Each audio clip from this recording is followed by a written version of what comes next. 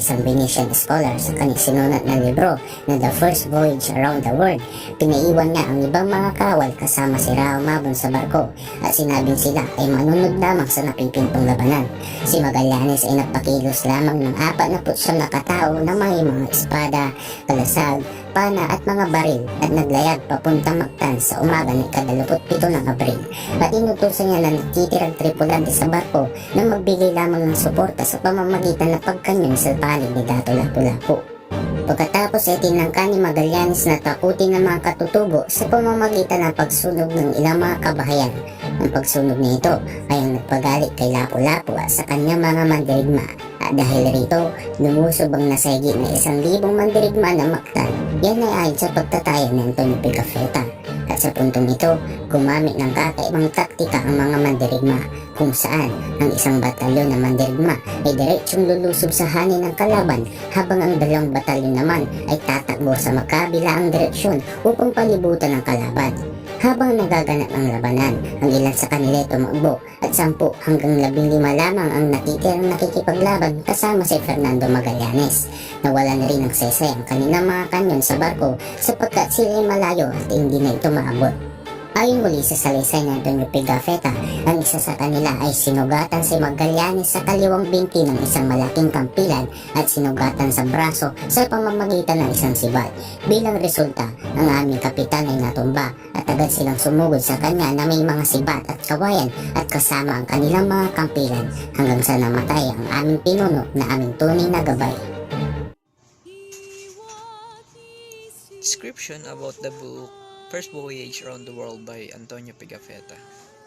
On August 10, 1519, 5 ships departed from the Seville for what was to become the first circumnavigation of the earth, linked by the fame of the name of its captain, Magellan.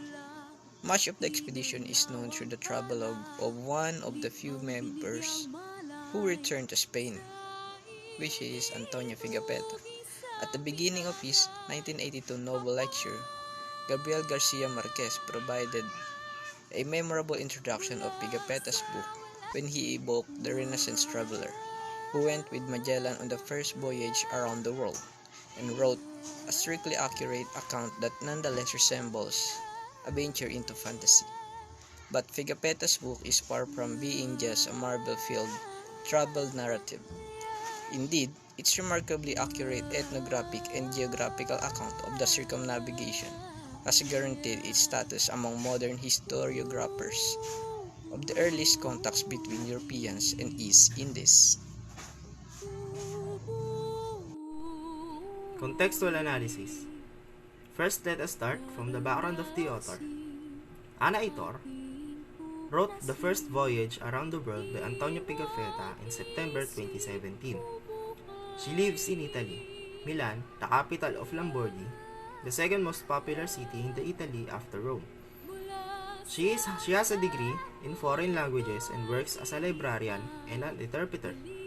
She spent many years in publishing house and she contributes articles, stories, and translations to the literature magazine in Inclusive. She believes that her destiny is to become a professional writer. In historical background, during Ana Itor writing The First Voyage Around the World by Antonio Pigafetta, the Philippine situation is in the headline of the news, especially the part of Mindanao.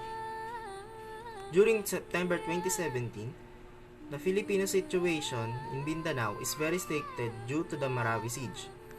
The siege started on May 2017 and ended at October 2017. On the other hand, there is a mass protest in the Philippines over Duterte's dictatorship and the war on drugs scheme wherein the human rights appealed.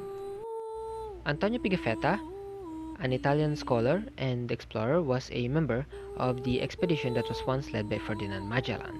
He served as a professional journalist that records the happenings throughout the expedition.